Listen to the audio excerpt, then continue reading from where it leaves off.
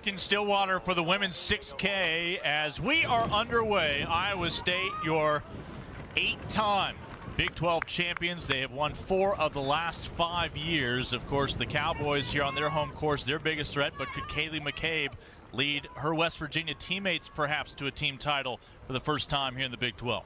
Yeah, that was her that we just saw in the center of your screen. After winning the Nutty Comb Wisconsin Invitational a couple of weeks ago, she's established herself as one of the top contenders possibly for a national title in a few weeks, and definitely to challenge for her first Big 12 cross-country title. But she's going to have to get by Kaylee Logue, who's searching to become possibly the first woman to win 4 consecutive Big 12 titles. Yeah, only 2 have won 3. That's an accomplishment Logue was able to manage last year in her home state of Kansas on behalf of the Cyclones of Iowa State. As you see our participants scrolling through your screen on the left side, as we are a minute into this one, the women's 6K hopefully is as exciting as the men's matchup was earlier in the 8K. Lincoln Rose, JoJo Gretschel with you. So when you take a look, Oklahoma State here on their home course again. This is where the national championship was crowned last spring. Taylor Rowe, the familiarity, could she benefit like we saw from Isai Rodriguez with a little added benefit of home course advantage? An interesting development already. That looks like Beth Ramos of University of Texas out there in front. She has had a season where she's really bounced back to her prior self. I think she's always been a stronger cross-country runner than what she did on the track. Her coach, Patty Sue Plummer, said, she struggled with the pandemic, as I think a lot of us did. Definitely a lot of collegiate athletes did. And this season has been back in her form that we're used to seeing from her and looking to lead the Texas Longhorns again. Yeah, she's someone who missed out last spring because of an injury. And, of course, a lot of athletes in a variety of sports struggled to rehab during the pandemic. So, as you noted, she goes from not knowing if she is going to race next, but all of a sudden reemerging as the number 1 for the Longhorns, and perhaps they could be a surprise team here in Stillwater today as you see those Longhorns, Cyclones, and some Cowgirls sprinkled in among your leaders. Mountaineers in the pack as well. We mentioned the men for Texas hadn't won since the Southwest Conference of 1983. The women, they've won a lot more recently. 1989 back in the Southwest Conference was their last team cross-country title. So interesting dynamics here. Definitely the opposite of what we saw in the men's race, where Isai Rodriguez really took things out hard with Wesley Kiptoo chasing after him, and the two of them eventually kind of running their own races. And this women's pack, you can tell it's very windy out there. Over 20-mile-per-hour winds. No one is sort of willing to go out and break the wind for everybody else, and I think part of that is because we are expecting this to be a very close individual battle up front between Kaylee Logue, Kaylee McCabe, as we mentioned, as well as Taylor Rowe from Oklahoma State. So it'll be interesting to see what happens here. Nobody wants to take it out. Instead, you want the other runners to block the wind for you, and for now it looks like Beth Ramos of Texas is willing to do that. As you can see, that's Kaylee Logue and Taylor Rowe actually right behind her, the yellow and orange uniforms. So expect to see them start to make their moves maybe a little bit later. Of Big 12's current membership, only Texas Tech and K-State have also won team titles in addition to Oklahoma State and Iowa State. Texas Tech won 3 in a row, including once here in Stillwater back in 2010. K-State's last title in the Big 12 back in 1998. You look at the Texas Tech women this year. This is a very young group that lost 2 of their big runners coming from last year. They finished 5th back in 2019. That's their best showing in this past decade. They're also without Claudrice McCoy as of this week. Probably was projected to be one of the top 2 runners for the women out of Lubbock. See some of the early numbers factoring in. Ramos perhaps feels a little slighted that we didn't mention Beth during the early preview when we talked about 3 of the standout women coming into this year. Beth has been leading the Longhorns and is certainly ready to make her mark after being an all-conference performer in cross-country last year. Right now, leading the charge for Iowa State, I would say kind of in second place, that looks like Winrose Chasang.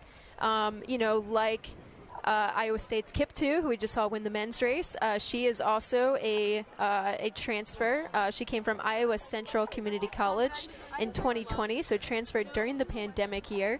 Struggled a little bit with an injury over the summer, so her coach Amy Rudolph said that she's been kind of racing herself back into the shape that we saw from her earlier. She's run 16:33 for 5K, 35:15 for 10K are her PRs. She's 6-time All Big 12 conference honors.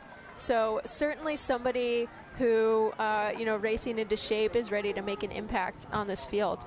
We saw the Cowboys of Oklahoma State earlier in the 8K, I believe, with 9 of the top 21 finishers. We're not going to see that kind of dominance by one program, occupying basically half of the top 20. You see the parity. You mentioned Winrose just saying, joining Kaylee Logue. But how about bringing in the powerhouse of transfer out of the MAC in Ashley Tutt from Northern Illinois? And right now she's in the top 5, right now running 4th.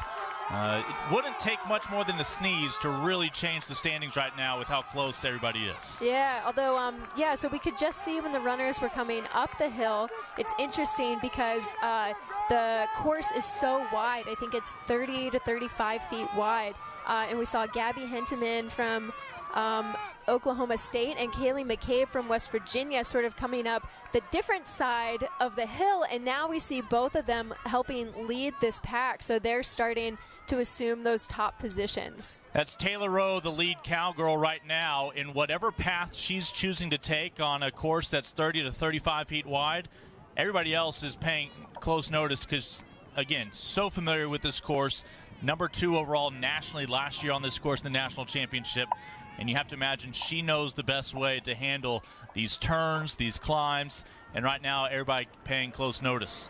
That's right. I mean, hey, we've made a lot of ado about Wesley Kiptoo's amazing NCAA indoor into NCAA cross-country double, but we got to give some props to Taylor Rowe. She also had one of the best doubles in the country. She helped anchor the distance medley relay for Oklahoma State that got 4th place at the national championships, splitting 4:33 for the mile, which was the 2nd fastest split in the field, behind only BYU's Courtney Wayman, who anchored for the win. She came back a couple days later to her home course to get a surprise runner-up finish in that national field, really kind of proving herself as one of the top runners in the country. Now, since that weekend, Taylor set a couple PRs early outdoor and then unfortunately struggled with an injury. So this summer she was working her way back from injury. Coach Smith said that she was a little bit nervous to race again, but he said, we just got to bust the rust, get you out there. And she's quickly resumed top form, finishing in one of the top places at Nuttycombe, Wisconsin. Really, that was the first time we saw her battle it out with Kaylee McCabe. A little preview of what's to come in this Big 12 championship. Both of those women are extremely fast in the middle distance races. She's run a 4:13 for 1,500. So let me just say that she probably has the fastest wheels at the end of this thing. Yeah, Taylor Rowe, of course, joined by a former All-American Molly Bourne, likely to score the senior for Oklahoma State. Gabby Hentemann certainly should factor in to be one of their top 3 runners. But they also brought in some transfers of their own. Grad transfers in Kelsey Ramirez and Clarissa Morales, who both hope to factor into some of the scoring as well. You see, collectively, the Cyclones leading the way. Cowgirls and Longhorns collectively in 2nd and 3rd. You see individually why the Cyclones have gotten off to the start that they have, with these 5 among your favorites to be among your scores. That's right, and shout out to K-State over running right behind Kaylee McCabe. That's J.B. Shuffleberger, a sophomore for K-State. She had 2 all-conference finishes at the Big 12 Outdoor Championships in the 5K, 10K, running in 16:43, 35:08. So very competitive. This could be kind of a breakout race for her. She was 9th at the conference meet a year ago, and probably ready to break into that top 5. It's a K-State program collectively looking to finish in the top 4, maybe top 5 for Ryan Godfrey's women today. Take a look at Kaylin Stewart, one of the promising athletes they bring in out of the high school ranks. They are missing Emma Lucas for cross-country and probably track and field season this year. Coach Godfrey just said, look, we need our 5 to run together collectively and be one another's strength to lean on throughout this. As you take a look at your leading 5 on behalf of the women from Manhattan, West Virginia collectively sits 5th, Jayhawks in 6th at the moment. But Iowa State trying to go back-to-back, just as we saw the men of Oklahoma State go back-to-back earlier in the 8K. The drama that'll unfold late, perhaps the team titles, but certainly the individual crown. Can somebody deny Big 12 history to Kaylee Logue, who's trying to become the first 4-time champion? There is Kaylee, flanked by her teammates, along with McCabe from West Virginia, and a slew of Cowgirls who just had to roll out of bed today here onto their home course at Stillwater. That's right. It's interesting seeing the team tactics on display. I mean, obviously, in the standings right now, Iowa State does have a bit of a lead, but as you can see, there's a lot of bright orange lurking just behind. So we could definitely see a lot change over the next 3K. And again, if you're not familiar with the course, we are literally right on the edge of the Oklahoma State campus. It is not as though we hopped in a car for a 20-30 minute drive, and Oklahoma State's just kind enough to volunteer some staff to be our host this year. This is very much in the backyard, on top of everything, of homecoming weekend here in Stillwater. So this is a vibrant campus. Of course, the early risers were these women and the men here in the cross-country championships. As you talk about this Cyclones program, it is the most decorated of any current member of the Big 12, 8-time champions collectively as a team. They had won 4 in a row from 2017, starting back in Round Rock, up until last year being dethroned, or a couple years ago dethroned by Oklahoma State, but bounced back last year with that title. Ahead of the championship, I asked Oklahoma State head coach Dave Smith what he thought, the home course advantage might be. And he mentioned that, it is a looping course with a lot of turns, a lot of hills. We walked it yesterday. We saw that for ourselves for sure. And he mentioned, if you've only been here a couple times and if you haven't been here since last year, it can be easy to lose track of how many turns you have left to go, exactly where in the course you are. And at that point, that home course advantage might kind of come into play. But he also said he doesn't really believe in a home course advantage. But, I think he has to say that. Right now, Kaylee Logue has a couple of her teammates just an edge ahead of her. Logue, though, of course, a 10-time Big 12 champion, both on the cross-country course as well as on the track. Her accolades, we get to see her a few times a year. Last year was in Lubbock on the indoor track. Kaylee last year was really denied a chance in a rare opportunity. This is where the pandemic factors in.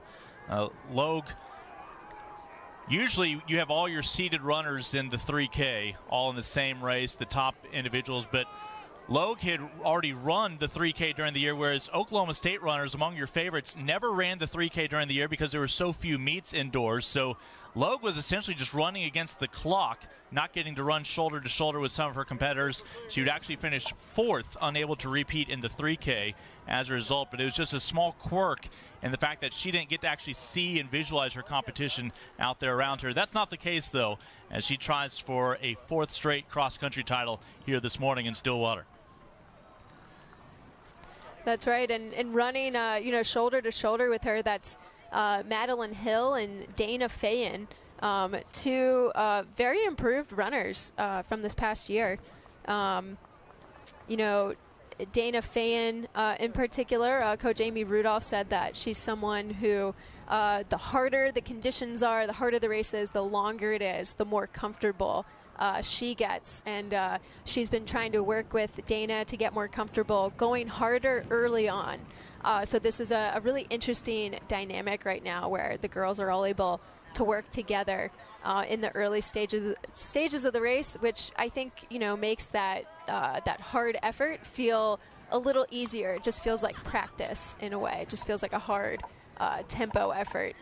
2/3 of the way into this one. We've seen Ramos fade back, and again, the usual suspects, Logue, McCabe, Rowe, joined by, we mentioned, the transfer Tut for the Cyclones. Could one of Kaylee's own teammates deny her the individual championship this year? Again, what we saw from Isai Rodriguez in the men's race, that team title is what means the most as they hope to celebrate at the end of the day. It is the Cyclones out to the advantage collectively ahead of the Cowgirls, followed by the Mountaineers now, who have pushed their way into a podium finish. Yeah, so Ashley Tutt out front. She's been a star transfer for Iowa State. She's a graduate transfer from Northern Illinois, where she was an 8-time Mid-American Conference champion, including winning the 2019 cross-country title. She's run 16:01 for 5K, 33:24 for 10K. 2-time All-American performer, so certainly has some top credentials, and I imagine has benefited greatly from being able to join the Cyclones program and get pushed by Kaylee every day in practice. So again, you see Cyclones and Cowgirls along with McCabe there on your screen. This is different from what we see in the men's race each year, where it's just a couple, as this is a much tighter pack, and you just wonder who can make that surge. And you see the secondary and tertiary pack behind them as well. But a fun one here in Stillwater, and we expected nothing less, as there are some of your marquee individuals in the Big 12. That's right. A lot of orange up front now. I think Oklahoma State looks pretty good. It's so hard to tell. I'm curious what this next split is going to be when we get through 5K. But speaking of transfers, one of Oklahoma State's other top runners is Kelsey Ramirez, a graduate transfer from Stephen F. Austin. Similar to in the men's race, Shea Foster was that multiple-time Southland Conference champ. Kelsey Ramirez has been a standout, winning 5 titles in the 1500 and the indoor mile before transferring over to Oklahoma State this year. She, like a lot of the women in this field, has an impressive kick, so it'll be interesting to see, if some of the girls aren't able to string things out, if it remains as a pack. I think there could definitely be some excitement in that closing leg, because a lot of women have a really fast kick. Yeah, Ramirez coming from that strong program out of Nacogdoches, Texas. Stephen F. Austin that had produced the world-class pole vaulter Demi Payne this past decade. You saw earlier for Kansas, their leading runner, and Lorna Latima, who had a PR and top 5 finish this year at her Gans Creek Classic in Columbia, Missouri, in that rivalry between the two states back on October 1st at the start of this month. Set another PR 2 weeks later at the pre-national invitational. So individually, Latima has to be pleased with her showing here today. But collectively, at the 5K split, we are down to the final stretch here in the last 1,000 meters. Right now, Oklahoma State has pushed ahead of Iowa State. Some of Kaylee Logue's teammates, again, we mentioned, could have possibly a chance to wrestle away the title from her if we don't see a Cowgirl or perhaps a Mountaineer at the top of the podium. But there are the 3 we talked about coming into this race. That's right, and all runners have different form, but Kaylee McCabe of West Virginia looks really strong and in control right now. I will say, though, that Kaylee Logue is misleadingly, she always looks really tired. Yeah. I think just her cadence, how she runs. So I don't think she's out of it. But Kaylee McCabe definitely has a good posture right now. Definitely looks strong. What a great look right there at those 3 incredible individuals, regardless of how they finish. But I think the body language, you're right, is very deceiving, the way Logue runs compared to the other 2, especially the younger McCabe on her right hip. But we would assume these 3 have a pretty good chance in being our podium finish. We just don't know what order. It's hard to put money on any of them at this point. About half a mile left to go before that finish line. You think Taylor kind of knows that they're obviously all running the tangent right now, really almost shoulder to shoulder with each other. And then just out of shot, that's Molly Bourne kind of packing up, and it looks like another, I think maybe that's Ashley Tutt in 4th. It is going to be really close between the Cyclones and the Cowgirls. It just depends who can take this low stick. And now I think they're cresting that final hill before we're going to see a mad dash to the finish. And right now it's starting to look, well, here comes Taylor. I was going to say it's starting to look like it's a Kaylee Logue versus Kaylee McCabe. I think they're starting to get a stride on Taylor, but she's definitely not out of it yet. This is still a 3-woman race. Final push for the Women's Big 12 Championship here in 2021 in Stillwater. Will it be Rowe on her home course, the youngster McCabe with youth prevailing, or will it be the 3-time champion looking to become the first-time 4-time champ here on the cross-country course in the Big 12? Right now it is Logue, McCabe, followed by Rowe. Might be tough for Taylor Rowe to make that final push right now, trailing. And it is now Kaylee McCabe starting to kick into gear. Perhaps that body language was telling us something. As you see the order, McCabe, the sophomore, her second Big 12 cross-country championship race, looking for her first championship. Kaylee McCabe, on behalf of West Virginia, will deny Kaylee Logue a 4th crown. Logue will take second, followed by Taylor Rowe on her home course, finishing 3rd. And now the team titles to be settled shortly. So that's Molly Bourne across the line in 4th. That's 2 girls for Oklahoma State. And this looks like an Iowa State and then 2 more Oklahoma States. So this is 4 across the line, Gabby Hentemann. 3 for Iowa State, 4 for Iowa State. This is going to be close. Just like the men's race was. Oklahoma State, Iowa State each have 4 across. Latima for Kansas. Oh, and here it looks like 2 Iowa State women. The Cyclones are poised to claim their 9th Big 12 title for the women. It would be their 9th in 11 years. But Oklahoma State, when you look at the points, may have done enough. That is unofficial right now, but at the moment, based on the points of where they finished, even if the Cyclones got 5 first, Oklahoma State may have been able to hang on to pry this one away. That's right. You can see 4 finishing in that top 7 before Iowa State's number 3 had finished. That's pretty impressive. That's going to get some good points on the table. It looks like right now, it looks like it was enough. Yeah, at the moment, it is looking fairly certain that Oklahoma State has captured a 3rd championship for the women here in the Big 12. What a great rivalry between those 2 programs, but Kaylee McCabe just claimed her first cross-country title. Who knows, with a couple more years of eligibility, she might have her name next to Kaylee Logue among the best in the Big 12 that we've seen. Yeah, I think when you saw her make that move, she looked so strong, so focused. You know, that's a runner that's going to contend for a national title in a few weeks. So again, this is unofficial. Kaylee McCabe appears to be our individual champion. Oklahoma State, you look just how close it was on the points, but a dominant showing by their first 4 may be enough to hold off Iowa State. West Virginia looking to take 3rd as a team, the Longhorns 4th. How exciting, too, to not only win individually, but lead your team into that podium spot for 3rd. Yeah, Coach Sean Cleary from West Virginia, he actually said, you know, last year when Kaylee got 4th at the championship, she had actually been out with an injury for a few weeks, and he had expected her before the injury to maybe contend and challenge Kaylee Logue for the title even.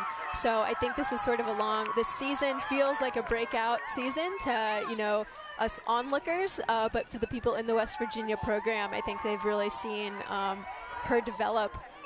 She's originally from Canada, was trying to make the Canadian Olympic team this past summer in the steeplechase. Finished just a couple seconds off that Olympic standard that she needed to go to Tokyo. But certainly as someone who's already looking at how to get to that next level in her running career. It's a program led by Sean Cleary at 15th year, back at Sean's alma mater of West Virginia. We had seen McCabe come as strong as she was last year, easily the most improved, Coach said, after winning the Nutty Comb Invitational, beating her previous time from a couple years ago. It appears, though, the Cowboys and Cowgirls both back in the saddle, looking to sweep the titles here on their home course in 2021. On homecoming weekend, too. how thoughtful that they are going to save the Big 12 some shipping costs on those trophies, instead just keeping them right here in Stillwater. That awards ceremony is coming up as the final women are crossing the finish line here in the women's 6K. The Oklahoma men, the Oklahoma women. Plenty of drama right around the finish line, but each time the Cowboys and Cowgirls prevailing on their home course.